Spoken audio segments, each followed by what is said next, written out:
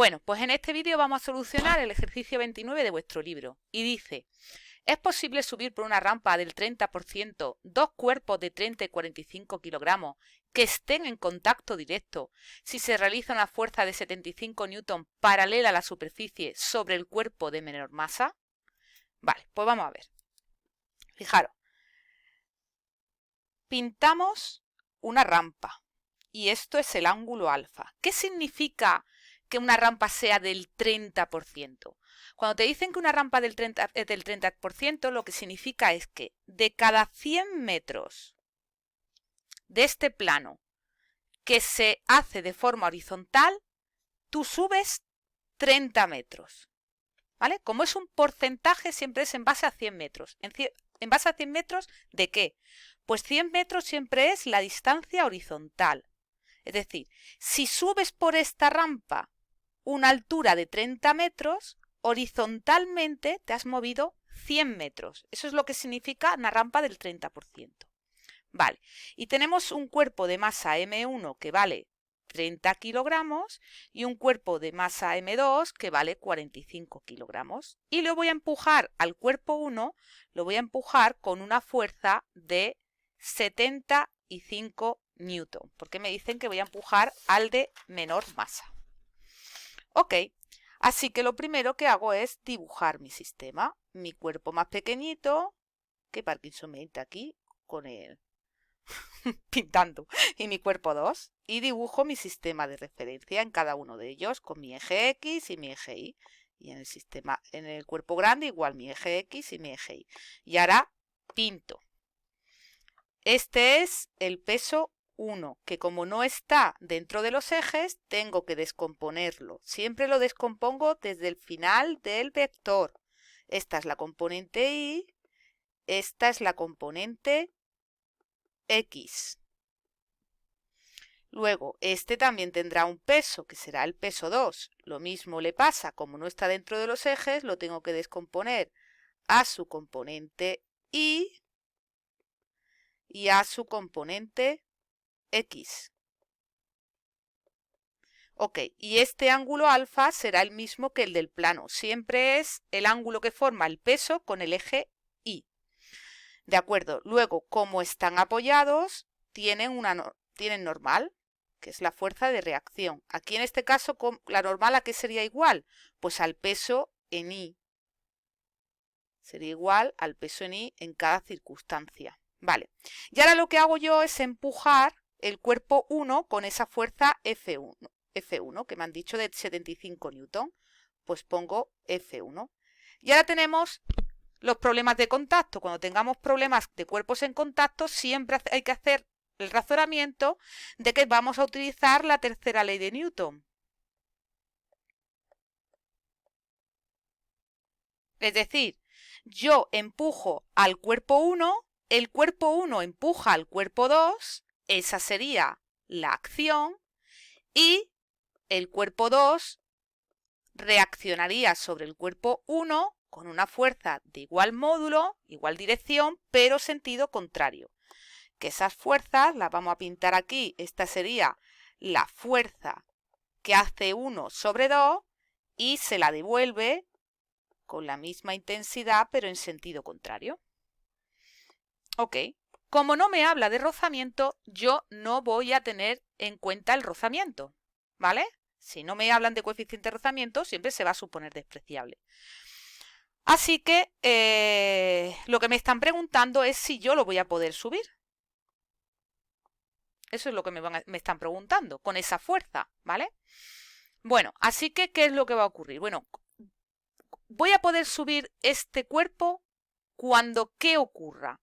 Bueno, ¿qué es lo que va a ocurrir? Yo voy a ver el eje en el eje X en cada una de las masas, qué fuerzas están implicadas. Fijaros, en el cuerpo 1 está la fuerza 1 con la que yo le empujo, el peso 1 en X y esa fuerza de reacción.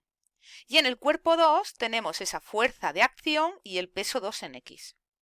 Pero estas fuerzas de acción y reacción son iguales en dirección y sentido. Así que cuando yo sume en el sistema, estas fuerzas se anulan. Es decir, realmente, si tú ves este sistema subirá ¿cuándo? Cuando tú tengas que la fuerza 1 sea mayor que el peso 1 en X y el peso 2 en X, que es lo que él tiene que vencer realmente. Si hubiera rozamiento, también tendría que vencer el rozamiento. Si esa fuerza F no vence estas dos fuerzas, ya que esto es unas fuerzas internas de acción y reacción, pues no se movería, no lograría moverlo, ¿vale? Si justamente las igualaría, fijaros, si justamente las igualaría, daros cuenta que la primera ley de Newton, lo que a mí me dice es que si el sumatorio de las fuerzas es igual a 0, el cuerpo está o bien en reposo o bien en MRU.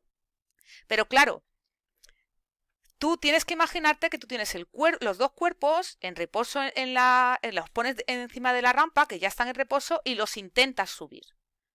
¿Vale? Entonces ellos en principio estaban en reposo. Si a mí me dijesen que estaban en movimiento, ahí sí que tengo yo, por ejemplo, que si F1 fuera igual a P1X más P2X, si estuviesen en movimiento, ellas seguirían con MRU. Pero los cuerpos no estaban en movimiento, los cuerpos partían del reposo.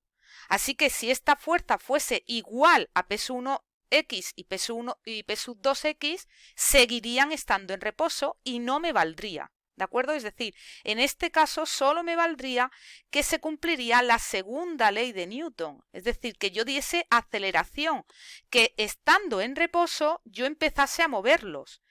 Cambia su velocidad porque su velocidad inicial era 0 y ahora les voy a dar una cierta velocidad, así que aparece una aceleración. Por eso os digo que si tú, por ejemplo, hacemos lo de siempre de ver las fuerzas de M1 y ver las fuerzas de M2 y luego sumarlas, en M1 ¿qué fuerzas aparecería? Pues aparecería la fuerza 1 más peso 1x más la fuerza de 2 sobre 1 es igual a la masa 1 por la aceleración. Que si lo pongo de forma escalar, siendo positivo el sentido del movimiento siempre, F1 menos P1X menos la fuerza de 2U1 es igual a M1 por A. Y siendo igual, M2 sería la fuerza de acción más el peso 2 en X, acordaros, siempre en vector se suman. Y luego cuando ya los pasas a forma vectorial, a forma escalar, perdonad, pues es cuando ya las pones positivas o negativas, porque ya tienes en cuenta las síes y las menos síes. Fijaros, cuando yo sume esto, es lo que decía antes, que esta par de fuerzas de acción y reacción se anulan, porque por la tercera ley de Newton tienen el mismo módulo. Y entonces me sale la expresión F1 menos P1X menos P2X es igual a la masa total por la aceleración, que es lo que he dicho de forma razonada anteriormente. Es decir, para que esto se esté moviendo, F1 ¿qué es lo que tiene que hacer? Compensar el peso 1 en X, compensar el peso 2 en X y además darle una cierta aceleración. Así que voy a coger y voy a calcular peso 1X y voy a calcular el peso 2 en X. Vale. Para eso, como siempre, me fijo, primero, tengo que calcular este ángulo alfa. Así que digo que la tangente de alfa será cateto opuesto entre cateto contiguo, o lo que es lo mismo, 30 metros entre 100 metros. Así que alfa será la arcotangente de 0,3. Y eso me sale, cojo mi calculadora, me sale un ángulo de 16,70 grados. Ok. Así que el peso 1 en X será el peso 1 por, bueno, como las X es el cateto opuesto, tengo que multiplicar por el seno de 16,70 grados. Es decir, la masa 1, 30 kilos, por 9,8 metros por segundo al cuadrado por el seno de 16,70 grados. Hago esos cálculos y sería 30 por 9,8 por el seno de 16,7. y me sale 84,48 newton. Ya veo que esto no se va a mover, porque ya el peso 1 en X es mayor.